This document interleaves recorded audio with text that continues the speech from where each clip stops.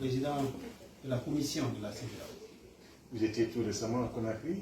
C'est un retour encore. Voilà. L'objet de la visite.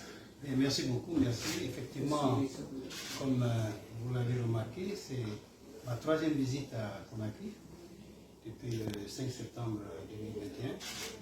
Et donc, cette visite s'inscrit évidemment dans le cadre de l'accompagnement que la CEDEAO s'est engagée à apporter à la République de Guinée.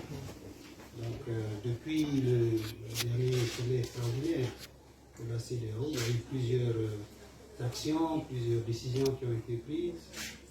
La transition a produit une charte.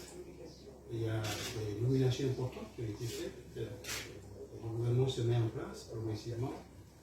Et donc nous sommes là pour rencontrer les autorités et faire un peu le point et voir surtout dans quelle mesure la CEDEAO peut accompagner de manière pratique, de manière concrète, le processus en cours. L'objectif qu'on souhaite et qu'on recherche, c'est vraiment pouvoir aider le pays du Guinée à retrouver à travers une transition réussie, bien sûr, le retour à l'ordre constitutionnel. Donc voilà un peu le contexte dans lequel nous sommes et donc nous espérons avoir de très bons échanges avec nos partenaires, nos amis guinéens. Les actes posés vous rassurent.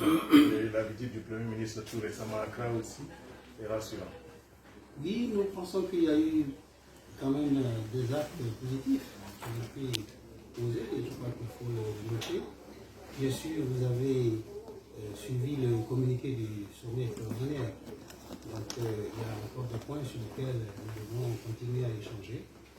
Mais nous allons essayer de voir un peu dans cette visite comment nous pouvons accompagner et aider les autorités dans leur processus.